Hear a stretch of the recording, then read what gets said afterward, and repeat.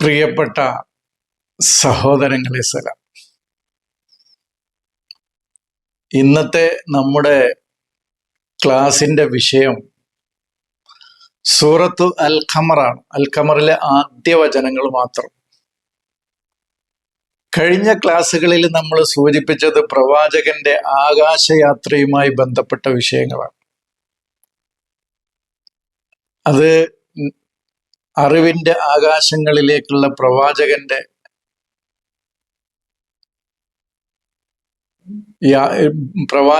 അല്ലെങ്കിൽ ഒരു വ്യക്തിയുടെ ബുദ്ധിയുടെ യാത്രയാണത് എന്നുള്ളത് നമ്മൾ സൂചിപ്പിക്കേണ്ടത്. അതിനുശേഷം നമ്മളൊരു വിഷയമായിട്ട് വേറെ തിരഞ്ഞെടുത്തത് ആകാശങ്ങളെ നക്ഷത്രങ്ങൾ കൊണ്ട് പിശാചിനെ എറിയാൻ അലങ്കരിച്ചിട്ടുണ്ടോ എന്നുള്ള വിഷയം. അതിൽ നമ്മൾ മുഖ്യമായിട്ടും എന്താണെന്നാണ് വിശദീകരിച്ചത്, മിസ്ബാഹ് എന്താണ്, വിളക്ക് എന്താണെന്നാണ് വിശദീകരിച്ചത്. അതുപോലെ തന്നെ പിശാച് ആകാശങ്ങളിലാണോ കുടിയിരിക്കുന്നത്, അതല്ല മനുഷ്യ മനസ്സുകളിലാണോ ശൈത്താൻ ഇരിക്കുന്നത് എന്ന കാര്യമാണ് നമ്മൾ ചർച്ച ചെയ്തത്. അത്രയും കാര്യങ്ങളാണ് കഴിഞ്ഞ ക്ലാസ്സിലൂടെ നമ്മൾ വിശദീകരിച്ചത്. ഈ വിഷയങ്ങളൊക്കെ തിരഞ്ഞെടുക്കാനുള്ള കാരണം ഞാൻ അവിടെ വിശദീകരിക്കുകയുണ്ടായി. ആ വിഷയങ്ങളാണ് പൊതുസമൂഹങ്ങൾക്കിടയിൽ ഏറ്റവും കൂടുതൽ ഇന്ന് ഖുർആനിനെ വിമർശിക്കുന്ന നമ്മുടെ സഹോദരങ്ങളിൽ നിന്ന് ഉയർന്നു വരുന്ന ചോദ്യങ്ങൾ, അല്ലെങ്കിൽ സംശയങ്ങൾ, അല്ലെങ്കിൽ അതിനെ കളിയാക്കലുകൾ എന്നൊക്കെ വേണമെങ്കിൽ പറയാം. കാരണം അവരെ അങ്ങനെ ചോദിക്കാൻ അതിന് കാരണമുണ്ട്. അവരെ നമ്മൾ പറഞ്ഞല്ലോ, കുറ്റം പറയാൻ കഴിയില്ല എന്ന് നമ്മൾ പറഞ്ഞല്ലോ. കാരണം ഇതൊക്കെ പദാർത്ഥപരമായിട്ടും ചരിത്രപരമായിട്ടുമാണ് ഈ വചനങ്ങളും ഈ ആശയങ്ങളൊക്കെ വിശദീകരിക്കപ്പെട്ടിട്ടുള്ളത് ഇന്ന് നിലവിൽ. അതുകൊണ്ട് തന്നെ ബുദ്ധിയും ചിന്തയുമുള്ള ആളുകൾക്ക് അത് വിമർശിക്കാതിരിക്കാൻ കഴിയില്ല. അതാണ് ഞാൻ സൂചിപ്പിക്കുന്നത്. അങ്ങനെ ഖുർആനിലെ വിമർശിക്കപ്പെടുന്ന വിഷയങ്ങളുടെ കൂട്ടത്തിലെ മറ്റൊരു വിഷയമാണ് ചന്ദ്രനെ റസൂല് പിളർത്തിയോ എന്നുള്ളത്. ഏറ്റവും കൂടുതൽ ചോദ്യങ്ങൾ വന്ന ഒരു വിഷയമാണത്, അല്ലെങ്കിൽ പരിഹാസങ്ങൾ വന്ന വിഷയമാണത്, അല്ലെങ്കിൽ ക്രിറ്റിസിസം, നിരൂപണങ്ങൾ വന്ന വിഷയമാണിത്. ചിന്തിക്കുന്ന ബുദ്ധിയുള്ള ആളുകൾ ചോദിക്കും അത്. കാരണം ചന്ദ്രൻ പിളർന്നോ എന്നുള്ളത് ചോദിക്കുക. ഈ വിഷയവുമായി ബന്ധപ്പെട്ട അതിൻ്റെ വൈജ്ഞാനികമായ ആശയപരമായ ഇർഫാനിയായ വായന എന്താണ് എന്നുള്ളതാണ് ഇന്ന് നമുക്ക് പരിശോധിക്കാനുള്ളത്. അത് വിശദീകരിക്കുന്നതിന് മുമ്പ് ആമുഖമായി എൻ്റെ സഹോദരങ്ങളോട് എനിക്ക് സൂചിപ്പിക്കാനുള്ളത്, സൂര്യനായാലും ചന്ദ്രനായാലും നക്ഷത്രങ്ങളായാലും കൗക്കബുകളായാലും അറുളായാലും ഭൂമിയായാലും അങ്ങനെ ജബലും മലയായാലും ഒക്കെ നമ്മുടെ ഉള്ളിലാണ് ഇതെല്ലാം എന്നുള്ളത് ആദ്യം നമ്മൾ മനസ്സിലാക്കും. ഇത് ഉറപ്പിക്കാതെ നമ്മുടെ ഈ പഠനം മുന്നോട്ട് പോകാൻ കഴിയില്ല. അത് ചരിത്രത്തിലില്ലേ എന്ന് ചോദിക്കുന്ന എൻ്റെ സഹോദരങ്ങളോട് ആ ചരിത്രം വായിച്ച് മുന്നോട്ട് പോവുക എന്നാണ് എനിക്ക് സൂചിപ്പിക്കാനുള്ളത്. ഒരു കമന്റ് അങ്ങനെ കണ്ടു നമ്മുടെ ഒരു ക്ലാസിന്റെ താഴെ, ലാത്തയും ഉസ്സയും മനാത്തയും ഒക്കെ നബി വരുമ്പോ ആ കാലഘട്ടത്തിലെ ദൈവങ്ങളായി അവിടെ ഉണ്ടായിരുന്നു എന്ന് ചരിത്ര സത്യമല്ലേ എന്ന്. അത്തരം ചരിത്ര സത്യങ്ങൾ ആവശ്യമുള്ള ആളുകൾക്ക് ആയിരക്കണക്കിന് പരിഭാഷകളും 10,000-കണക്കിന് ചരിത്ര ഗ്രന്ഥങ്ങളും 10,000-കണക്കിന് ഹദീസ് ഗ്രന്ഥങ്ങളും ഇവിടെ നിലവിലുണ്ട്.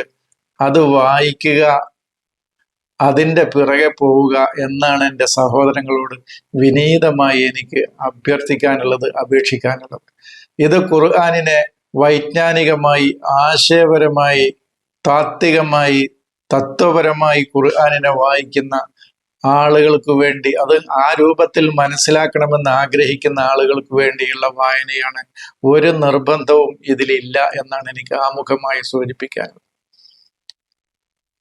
നമ്മൾ ഈ നടന്നു നീങ്ങുന്ന ഭൂമിയല്ല ഖുർആൻ പറയുന്ന ഭൂമി, ആ ഭൂമി നമ്മുടെ ഉള്ളിൽ തന്നെയാണ് എന്നുള്ളതാണ് എനിക്ക് പറയാനുള്ളത്. ഇപ്പൊ വല്ലാഹു അമ്പത്തക്കും മിനൽ അർളി നബാത്ത, ഭൂമിയിൽ നിന്ന് നിങ്ങളെ ചെടികളായി മുളപ്പിച്ചിരിക്കുന്നു എന്ന് പറയുന്നത് ഈ പദാർത്ഥ ഭൂമിയിൽ നിന്ന് മനുഷ്യരാവുന്ന നാം ചെടികളായി മുളച്ചിരിക്കുന്നു എന്ന് നോഹ് തന്റെ ജനതയോട് പറഞ്ഞതല്ല എന്നുള്ളത് നമുക്ക് ഉറപ്പാണ്. മറിച്ച് ആ ഭൂമി ഏതാണെന്നും അവിടെ നിന്ന് വളർന്നു വന്ന ഈ ചെടികൾ എന്താണ് അതുകൊണ്ട് അർത്ഥമാക്കുന്നത് എന്നുള്ളതൊക്കെ അതിന്റെ ആശയപരമായ തലം മനസ്സിലാക്കുമ്പോഴേ അർളെന്താന്ന് മനസ്സിലാവുള്ളൂ. ഒരു ഉദാഹരണം പറഞ്ഞു എന്ന് മാത്രമേ ഉള്ളൂ. ഇങ്ങനെ ഖുർആൻ ഉപയോഗിച്ച അർള് മുഴുവൻ നമ്മൾ പരിശോധിക്കും നമ്മുടെ തുടർ ക്ലാസ്സുകളിൽ. ഇന്ന് നമ്മൾ ഖമറ്, ചന്ദ്രനെ പിളർത്തിയതുമായി ബന്ധപ്പെട്ട വിഷയമായതുകൊണ്ട് ആ വിഷയത്തെക്കുറിച്ച് മാത്രം പറയാം. ചന്ദ്രൻ എന്ന് പറയുന്നത്, ഖമറ് എന്ന് പറയുന്നത് നമ്മുടെ ഉള്ളിൽ നമുക്ക് വഴികാട്ടിയായി വെളിച്ചം നൽകുന്ന നമ്മുടെ ബുദ്ധിയാണ്. എവിടേക്കാണ് അത് വെളിച്ചം നൽകുന്നത്? നമ്മുടെ മനസ്സിന്റെ ഇരുട്ടുകളെ ഓരോന്നും നീക്കുന്നതിനു വേണ്ടി. അതിന്റെ പദാർത്ഥ തലത്തിൽ നമ്മൾ ഖമറിനെ എടുത്താൽ ആകാശത്ത് ചന്ദ്രൻ ഉദിക്കുമ്പോൾ അതൊരു പ്രകാശം നൽകുന്നു എന്നതുപോലെ, നൂറ് നൽകുന്നു എന്നതുപോലെ മനുഷ്യ മനസ്സിന്റെ ഇരുട്ടുകളിലേക്ക് മുസ്തനീർ, നൂറ് നൽകുന്ന അൽ അഖലുദ്ദാലു, വഴി അറിയിക്കുന്ന മനുഷ്യന്റെ ബുദ്ധിയെയാണ് ഖമർ എന്ന് ഖുർആൻ കൊണ്ട് ഉദ്ദേശിക്കുന്നത്. അല്ലാതെ ആകാശത്ത് കാണുന്ന ചന്ദ്രനല്ല എന്നുള്ളത് എൻ്റെ സഹോദരങ്ങൾ ആദ്യമായിട്ട് മനസ്സിലാക്കും. ഇനി ഒരു 2 മിനിറ്റ് അതിന്റെ ഭാഷാപരമായ കാര്യം വിശദീകരിക്കാം. അവിടെ ഭാഷയുടെ ആഴങ്ങളിലേക്ക് പോയിട്ടില്ലാത്ത മറ്റു സമൂഹങ്ങളിലേക്ക് നമ്മുടെ സഹോദരങ്ങളുണ്ട്. ഇത് ഏതെങ്കിലും ഒരു മതവിഭാഗത്തിനു വേണ്ടിയുള്ള വായനയല്ല എന്നുള്ളത് നമ്മൾ മനസ്സിലാക്കുക. ആദ്യമായിട്ട് മറ്റൊരു കാര്യം സൂചിപ്പിക്കാനുള്ളതാണ്, ഇത് ഏത് വിഭാഗമായാലും, ഏത് ജനതയായാലും, ഏത് പ്രദേശത്തുകാരായാലും ഒരു സമ്പൂർണനായ മനുഷ്യനെ നിർമ്മിക്കുക എന്നതാണ് ഈ വായനയുടെ ലക്ഷ്യം. അതുകൊണ്ട് തന്നെ ഇവിടെ മതജാതി വിഭാഗങ്ങളില്ല, മനുഷ്യനേ ഉള്ളൂ എന്നുള്ളതാണ് ആദ്യമായിട്ട് എനിക്ക് സൂചിപ്പിക്കാനുള്ളത്. അപ്പോൾ ഖമറ് എന്ന് പറയുമ്പോൾ ഖമറ അല്ലെങ്കിൽ അതിന്റെ അതേ അക്ഷരങ്ങൾ തന്നെയാണ് റമക്ക എന്ന് പറയുന്ന ഒരു വാക്ക് അറബിയിലുണ്ട്. റമക്ക എന്ന് പറഞ്ഞാൽ നമ്മുടെ ദൃഷ്ടിയിൽ നിന്ന് ഒരു വസ്തു മറയാതെ നമ്മുടെ നോട്ടത്തിൽ തന്നെ അതിനെ നിർത്തുന്നതിനെയാണ് റമക്ക എന്ന് പറയുക. തുറിച്ചു നോക്കുക എന്നൊക്കെ പറയും. അത് എവിടേക്ക് അങ്ങോട്ടും കുറച്ച് ആ വസ്തു നീങ്ങിയാലും അതിൽ നിന്ന് നമ്മുടെ നോട്ടത്തെ മാറ്റുകയില്ല. അതിലേക്ക് മാത്രമായി നോക്കിക്കൊണ്ടിരിക്കുമ്പോൾ, അതായത് നമ്മുടെ ദൃഷ്ടിയിൽ നിന്ന്, നമ്മുടെ കാഴ്ചയിൽ നിന്ന് അതിനെ മറയാൻ അനുവദിക്കാതെ ആ വസ്തുവിലേക്ക് മാത്രം നോക്കിക്കൊണ്ടിരിക്കുമ്പോഴാണ് അതിനെ റമക്ക എന്ന് പറയുന്നത്. പുറമേയുള്ള ഒരു വസ്തുവിനെ വ്യക്തമായി നമുക്ക് കാണാൻ കഴിയുമ്പോൾ അതിനെ ഖംറത്തുൽ ഖിയാദ എന്ന പറയാം അറബിയിൽ. അപ്പോ അൽ ഖമറ എന്ന് പറഞ്ഞ വാക്കിന്റെ അർത്ഥം നമുക്ക് യുരീന അൽ അഷ്യ എന്നാണ്, വസ്തുക്കളെ നമുക്ക് കാണിച്ചു തരിക എന്നാണ് ആ വാക്കിന്റെ അർത്ഥം.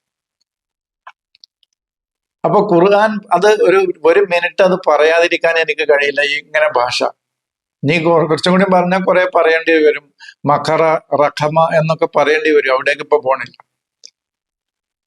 അപ്പോൾ അൽ ഖമർ എന്ന് പറഞ്ഞാൽ അതിന്റെ ഇർഫാനിയായ വൈജ്ഞാനികമായ തലം എന്ന് പറഞ്ഞാൽ നമ്മുടെ മനസ്സിന്റെ ഇരുട്ടുകളിലേക്ക് വെളിച്ചം വീശുന്ന, വെളിച്ചം വിതറുന്ന, വെളിച്ചം അടിക്കുന്ന, വെളിച്ചം കാണിച്ചു തരുന്ന മനുഷ്യന്റെ ബുദ്ധിയെയാണ് അൽ ഖമർ എന്ന് പറയുന്നത്. അതാണ് നമ്മുടെ ലൈലുൽ ജഹൽ ഉണ്ടല്ലോ, അജ്ഞതയുടെ ഇരുട്ടുകൾ ഉണ്ടല്ലോ നമ്മുടെ മനസ്സിൽ. ആ ലൈലുൽ ജഹലിന്റെ അജ്ഞതയുടെ ഇരുട്ടാവുന്ന ആ മനസ്സിലേക്ക് വെളിച്ചം പകർന്നു തരുന്നതാണ് നമ്മുടെ ബുദ്ധി എന്ന് പറയുന്നത്, നമ്മുടെ ഖമർ.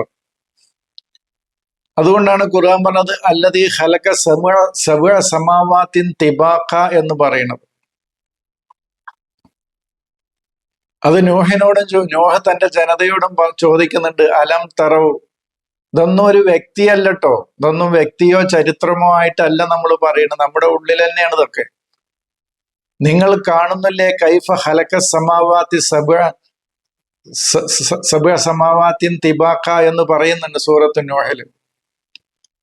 ആ ജനത ഒരിക്കലും പദാർത്ഥപരമായിട്ടാണ് ആയത്തെങ്കിൽ, ചരിത്രപരമായ നോഹമാണെങ്കിൽ ആ കാലഘട്ടത്തിൽ 7 ആകാശങ്ങൾ അടുക്കടുക്കായിട്ടുള്ള ഏഴ് ആകാശങ്ങൾ ഒരിക്കലും ആ ജനതക്ക് കാണാൻ കഴിയില്ല. അതിനുശേഷം പറയുന്ന ഒരു ആയത്താണ് നേരത്തെ ഞാൻ പറഞ്ഞത്, വല്ലാഹു അമ്പത്തക്കും മിനൽ അർളി നബാത്ത എന്നത്. അപ്പോ ഈ തിബാക്ക സബഅ സമാവാത്തിൻ തിബാക്ക എന്ന് പറയുന്നത് പടിപടിയായി നമ്മുടെ മനസ്സിന്റെ ചിന്തയുടെ 7 അറിവിന്റെ ആകാശങ്ങളിലേക്കുള്ള ഉയർന്നു വരലാണ് അതുകൊണ്ട് ഉദ്ദേശിക്കുന്നത്.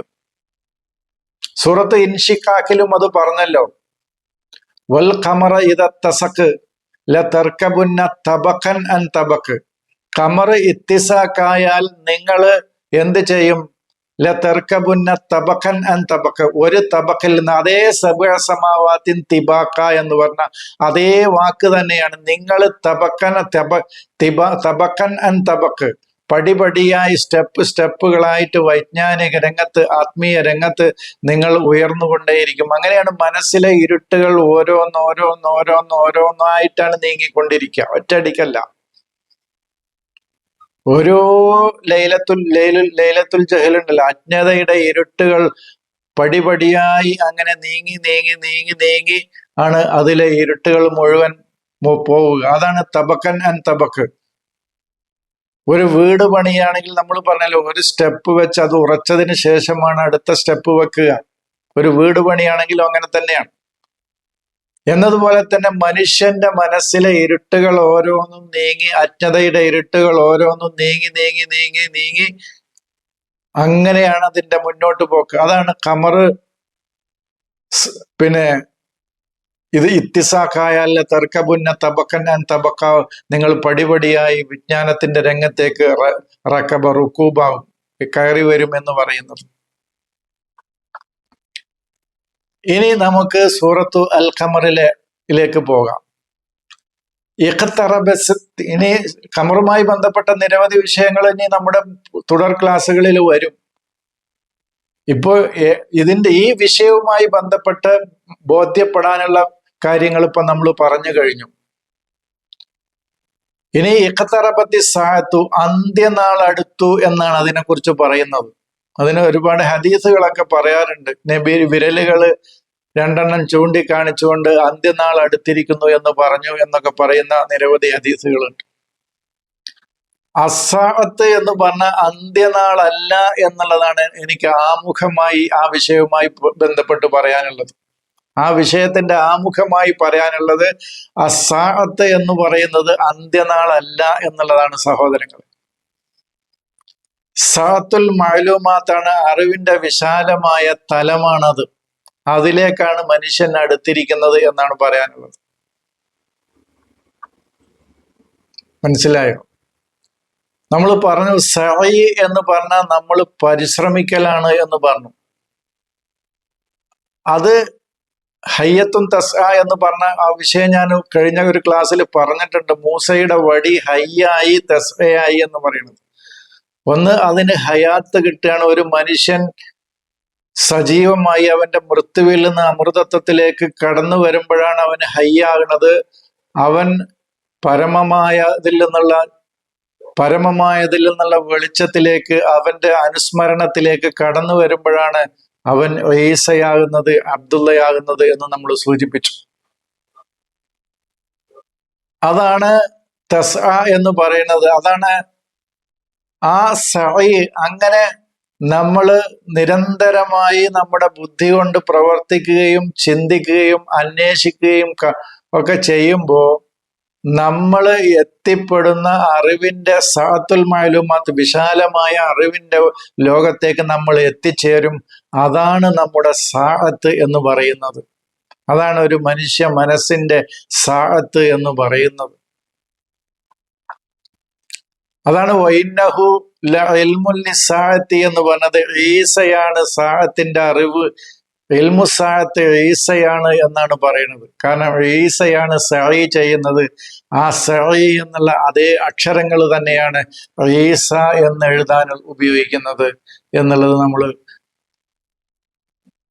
ഈസയെ ഉയർത്തിയോ എന്ന വിഷയവുമായി ബന്ധപ്പെട്ട് സംസാരിച്ചു.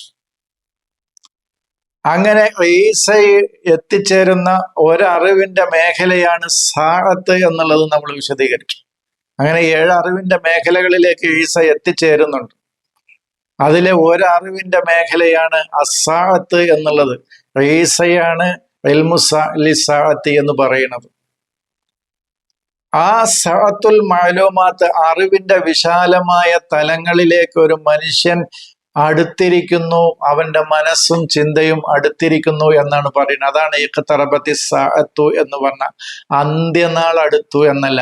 അതിനെ ചരിത്രപരമായിട്ടും പദാർത്ഥപരമായിട്ടും മനസ്സിലാക്കാൻ ആഗ്രഹിക്കുന്ന ആളുകൾക്ക് അങ്ങനെ മനസ്സിലാക്കാം. അതിന് പറ്റിയ ആയിരക്കണക്കിന് 10,000-കണക്കിന് ഗ്രന്ഥങ്ങൾ ഇവിടെ ഉണ്ട്. അത് വായിച്ച് മുന്നോട്ട് പോവുക.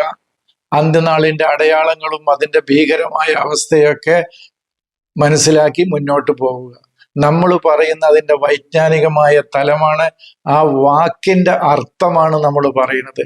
അതിന് അന്ത്യനാള് എന്ന ആ സ എന്ന വാക്കിന് അന്ത്യനാള് എന്ന് അർത്ഥമില്ല.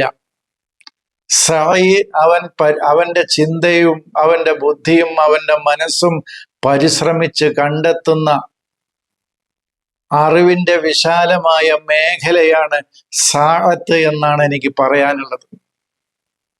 അതടുത്ത് കഴിയുകയും വൻഷക്കൽ ഖമറു, അവന്റെ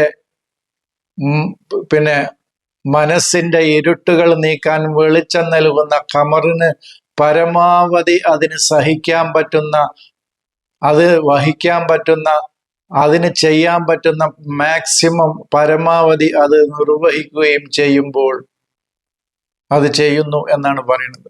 ചെയ്തു കഴിഞ്ഞു എന്ന് പറയാണ്.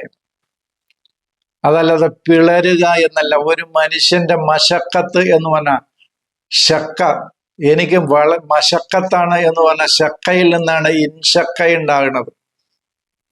ഫഅലയിൽ നിന്ന് ഇൻഫഅല ഉണ്ടാകുന്നത് പോലെ അത് പിളരുക എന്നല്ല. ശക്ക എന്ന് പറയുന്നത് നമുക്ക് വഹിക്കാൻ കഴിയുന്നതിൻ്റെ അപ്പുറത്ത് നമ്മൾ ഒരു വിഷയത്തെ വഹിക്കുമ്പോഴാണ് അത് നമ്മൾക്ക് മശക്കത്തായിട്ട് മാറുന്നത്. പ്രത്യേകം മനസ്സിലാക്കുക, പിളരുക എന്നല്ല, രണ്ടായി പിളരുക എന്നല്ല.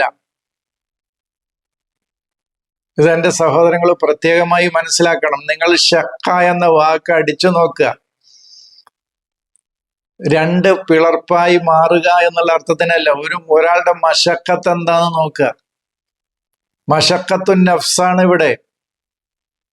ആ മനുഷ്യൻ ഖമറിന് അതിന് നൽകാൻ കഴിയുന്ന വെളിച്ചത്തിന്റെ മാക്സിമം, അത് പരമാവധി ആ മനസ്സ് അതിന്റെ ആ ഖമർ അതിന്റെ വെളിച്ചം നൽകി കഴിഞ്ഞിരിക്കുന്നു എന്നാണ് വൻഷക്കൽ ഖമർ എന്ന് പറയുന്നത്. അത് ഒരു മനുഷ്യന്റെ മനസ്സിന്റെ തലങ്ങളുടെ ആ മുന്നോട്ടുള്ള പോക്കിനെ കുറിച്ചാണ് പറയുന്നത്. അതിലെ ഇരുട്ടുകൾ ഓരോന്നും നീങ്ങിക്കഴിഞ്ഞാൽ ഇനി അതിലേക്ക് കടന്നു വരാനുള്ളത് ഷംസുൽ ഹക്കീക്കത്താണ്. സൂര്യൻ എന്ന പരമമായ ബോധത്തിൽ ആണ് അവനുള്ളത്. ഇത് രണ്ടും കൂടി ഒരുമിച്ച് കൂടുമ്പോഴാണ് ഇനി എവിടേക്കാണ് നമുക്കിനി പോകാനുള്ളത് എന്ന തിരിച്ചറിവ് മനുഷ്യനുണ്ടാകുന്നത്.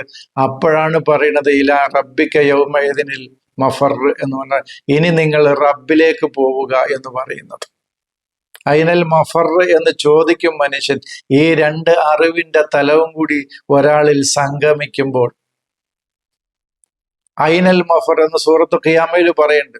ജുമിയ ഷംസു വൽ ഖമർ എന്ന് പറയും. അത് രണ്ടും കൂടി ഒരുമിച്ച് ചേരുമ്പോൾ ഐനൽ മഫർ, ഇനി എവിടേക്കാണ് ഫിറാർ? ഫഫിറു ഇലല്ലാഹി, നിങ്ങൾ അള്ളാഹുവിലേക്ക് ഓടുക എന്നാണ്.